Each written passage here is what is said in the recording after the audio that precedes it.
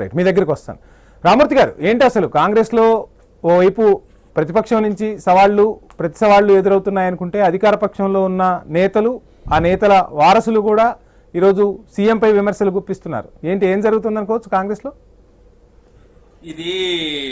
ఈ లొల్లిని వాస్తవంగా నేను వాటాల లొల్లిగా చూస్తా. కొండా సురేఖ అదే విధంగా రేవంత్ రెడ్డికి ఈ రోజు వచ్చిన లొల్లి కాదు ఇది. ఇప్పుడు ఒక మంచి సామెత ఉంటది, లేకపోతే ఒక మంచి పద్యమో మంచి పాట ఉంటది తెలంగాణలో. అందరూ శాకాహారులే గాని రొయ్యల బుట్టి ఎడబాయ అనేది ఒక మంచి పాట ఉంటది. ఇప్పుడు వచ్చిందే వాడల కాడ లొల్లి. ఇప్పుడు అంతకుముందు ఎక్కంచె లొల్లి స్టార్ట్ అయిందంటే భద్రకాళి అమ్మవారి చెరువు పూడిక తీత మించి వచ్చింది. ఎందుకంటే స్థానిక ఎమ్మెల్యే నేను ఉంటా, ఇక్కడ స్థానిక ఎమ్మెల్యేలు ఇద్దరు ఉంటారు కాదని ఏ విధంగా పొంగులేటికి కాంట్రాక్ట్ ఇస్తారు అన్నది ఫస్ట్ లొల్లి. ఆ విషయంలో అక్కడ ఏదో లంకెల బిందెలు వెళ్ళినాయని, అదే విధంగా ఏదో గొడవ జరిగిందని నగరంలో, మా వరంగల్ నగరంలో వినిపిస్తున్న మాట. అది ఎంతవరకు వాస్తవం అవాస్తవం అన్నది ప్రభుత్వమే దాని మీద చర్యలు తీసుకోవాలి. ఈరోజు ఆ పొంగులేటి పొంగు అనేది ఆ అంశాలకు సంబంధించేనా సుస్మిత మాట్లాడిన మాట? చెప్తా. పొంగు భద్రకాళి చెరువులకెళ్ళి పొంగింది. ఆ పొంగు ఎన్ని రోజులు ఉండదు అంటే ఇదే అర్థం. నాకు అర్థమైంది, సుస్మిత మాట్లాడిన మాటలలో నాకు అర్థమైన మాటలు చెప్తున్నా. అదే విధంగా దాని తర్వాత వెంటనే మేడారం జాతర వచ్చింది. మేడారం జాతర విషయంలో కాంట్రాక్ట్ విషయంలో ఇద్దరికి లొల్లైంది, చాలా ఘోరమైన లొల్లైంది. ఆ విషయంలో వాళ్ళు ఇద్దరు వాటర్ల విషయంలో, కాంట్రాక్ట్ విషయంలో బయటపడ్డారు. అదే విధంగా గొడవైన విషయం కూడా చూశారు. దాని తర్వాత వెంటనే డెక్కన్ సిమెంట్ సంబంధించి వీళ్ళ అంటే సుమంత్ అని వీళ్ళ ఓఎస్డీ ఉంటాడు. ఓఎస్డీకి సంబంధించి గన్నులు పెట్టి భయపట్టించుకున్నారు. ఆ విధంగా బయటకు వచ్చి రేవంత్ రెడ్డిని డైరెక్ట్ గా ఆమె మాట్లాడింది. మీ అన్నదమ్ములు మొత్తం మా కంతరల్లో గన్నులు పెట్టి భయపడిస్తున్నారు ఆమె చెప్పింది. ఆమె స్పృహలో ఉండి చెప్పింది. అదే విధంగా గొడవైంది కూడా అందరి ముందే. ఇప్పుడు ఏదో దాచుకోనికి ఇక్కడ ఏం లేదు. వాస్తవంగా జరిగిన లొల్లి అక్కంచాలు జరుగుతున్నాయి. ఇది మూడోది, నాలుగోది ఈ రోజు. ఎందుకంటే ఈ రోజు కూడా జరుగుతున్న అంశం పొంగు గురించి కానీ ఇతర అంశాల గురించి కానీ మాట్లాడిన మాటలు కూడా మనం విన్నాం. ఎందుకంటే సుష్మిత ఏ విధంగా మాట్లాడింది, రేవంత్ రెడ్డి కళ్ళు నెత్తికెక్కినాయి, అదే విధంగా అధికారం రాగానే ఈ విధంగా మాట్లాడడం అన్నది ఇప్పుడు నేను చూస్తున్న అంశం ఏంటంటే ఒక పాత కాంగ్రెస్ కొత్త కాంగ్రెస్ చాలా తేడా ఉందండి వంశీ గారు. ఎందుకంటే పాత కాంగ్రెస్ లో కాంగ్రెస్ మంచి గురించి మాట్లాడిన వాళ్ళు భుజాల మీద ఎక్కించుకునేది. ఇప్పుడు ఏమైతుందంటే కాంగ్రెస్ నాశనం కోరుకునేవారు, కాంగ్రెస్ ను అడ్డంగా ముంచేవారు, కాంగ్రెస్ మళ్ళీ లేవకుండా చేసే వాళ్ళ మాటలే వాళ్ళనే భుజాల మీద ఎత్తుకుంటుంది. అదే విధంగా సుస్మిత మాట్లాడిన మాటలు కానీ, అదే విధంగా జీవన్ రెడ్డి మాట్లాడిన మాటలు కానీ, అదే విధంగా కోమటిరెడ్డి రాజగోపాల్ రెడ్డి మాటలు కానీ, అదే విధంగా ఎమ్మెల్యే హర్షవర్ధన్ రెడ్డి మాట్లాడిన మాటలు కానీ, అదే విధంగా కొంత ఇతర నాయకులు కాంగ్రెస్ లో ఉన్న ఎమ్మెల్యేలు కూడా మాట్లాడిన మాటలు కానీ ప్రభుత్వానికి అనుకూలంగా, కాంగ్రెస్ పార్టీకి అనుకూలంగా మాట్లాడితే వాళ్ళ షోకస్ నోటీసులు.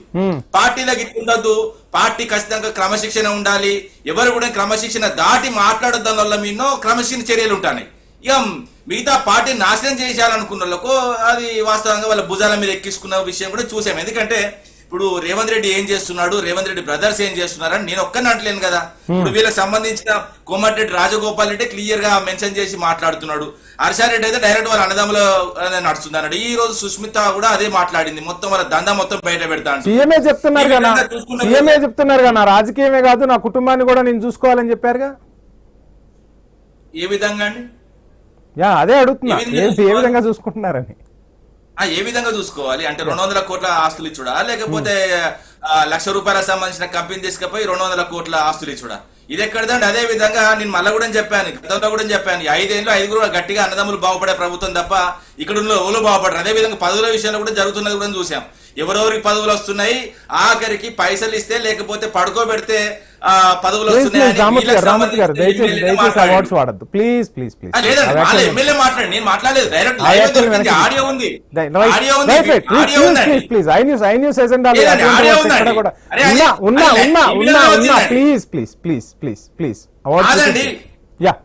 కాదండి, ఇది కరెక్ట్ కాదండి. ఇప్పుడు వాళ్ళు జరుగుతున్న అంశాలు మాట్లాడితే ఎట్లా అండి?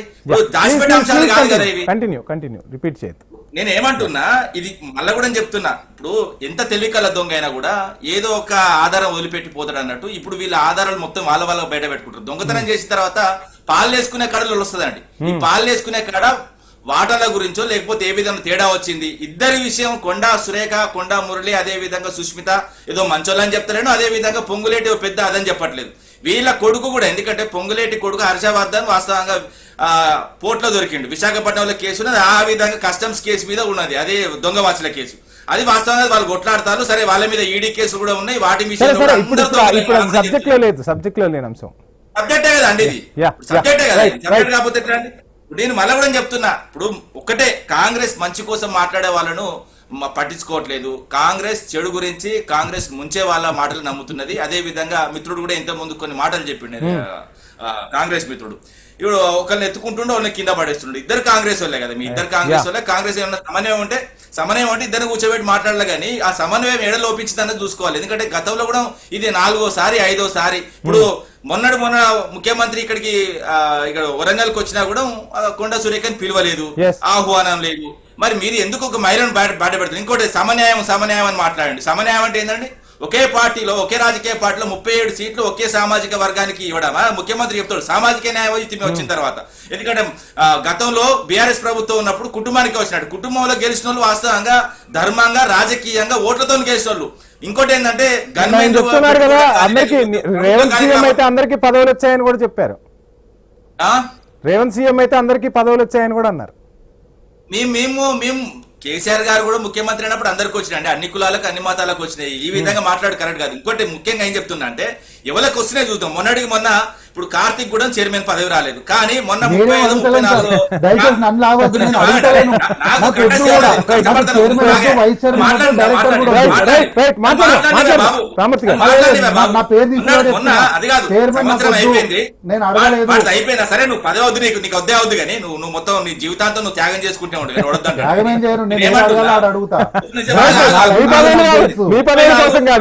పదవులు రాలేదన్న వాళ్ళ గురించి ఎందుకంటే 34-35 వీళ్ళు చైర్మన్ లేచిన రాష్ట్ర స్థాయిలో. అందులో మొత్తం సింహభాగం ఒకే కుటుంబానికి, ఒకే సంబంధించిన ఒకే సామాజిక వర్గానికి వాళ్ళే కొట్లాడుతున్నారు కదా. గాంధీ భవన్ సాక్షిగా మహిళా నేతలు వచ్చి డైరెక్ట్ వదిలిపెట్టినారు. ఎవరికి ఇస్తారు పదవులు? అసలు ఒకే సామాజిక వర్గంకి ఇవ్వడం ఏందని వాళ్ళు వదిలిపెట్టుకున్నారు. ఆఖరికి గాంధీ భవన్ సాక్షిగా కొత్తలు పాతలు గల్లలు పట్టుకొని కుట్టుకున్నారు కదా అండి. క్రమశిక్షణ లేని పాటలో క్రమశిక్షణ కోసం ఎత్తుకున్నాడే తప్పు కదా. క్రమశిక్షణ ఎక్కడ ఉన్నదన్నాడా? క్రమశిక్షణ లేని పార్టీకి క్రమశిక్షణ సంఘమే వేస్ట్. ముఖ్యంగా క్రమశిక్షణ మల్లు బట్టి ఏదో ఉంది కదా, మల్లు రవి గారు అని పేరు. మల్లు రవి గారు ఎవరికి సోకాజ్ నోట్ ఇవ్వాలండి? ఆమె మాట్లాడిన దాంట్లో ఏమైనా తప్పున్నదా? కొండా సుస్మిత మాట్లాడిన తప్పున్నదా? ఎందుకంటే ఇప్పుడు ఒకటే, కార్పొరేటర్ నెక్స్ట్ కార్పొరేటర్ అని చెప్పుకుంటే హైదరాబాద్ లో వాళ్ళకి షోకాజ్ నోటీస్ పంపుతున్నారు. ఎవరు కూడా అనొద్దట, అసలు ఎవరు కూడా నోరు జారి అసలు పార్టీ నిర్ణయం తప్పి ఓడతాడు. మరి ముఖ్యమంత్రి మాత్రం 34 దాకా అనొచ్చట. ఇది ఎక్కడ ధర్మం అండి? ఎవరికైనా ఒక న్యాయం ఉంటుంది కదా.